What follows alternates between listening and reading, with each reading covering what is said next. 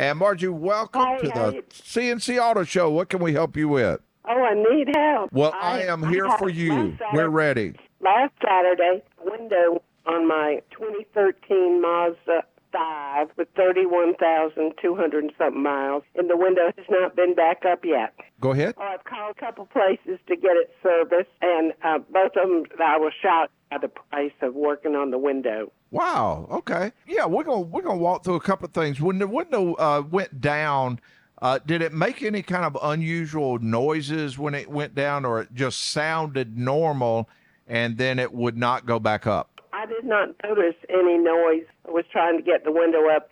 It made a gosh awful grinding noise. See, that eliminates a lot of stuff. When you say it makes a grinding noise when it tries to go back up, that means that window, the regulator has gone bad inside there. If you wouldn't have heard any noise at all, I would have said there's a chance your window motor might be bad. And I was going to let you know that sometimes you can bump on the door and get it to go back up, but then you don't want to put it back down because it might stick again.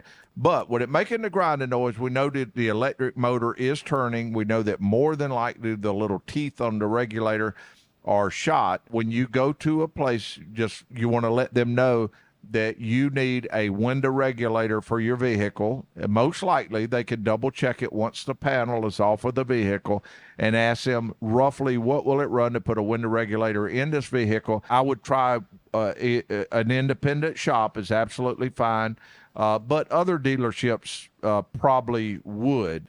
You want to be able to call around before you take the time to take the vehicle somewhere. You want a rough idea how much it's going to run, and they probably going to tell you they got to take the door panel off before they give you an estimate.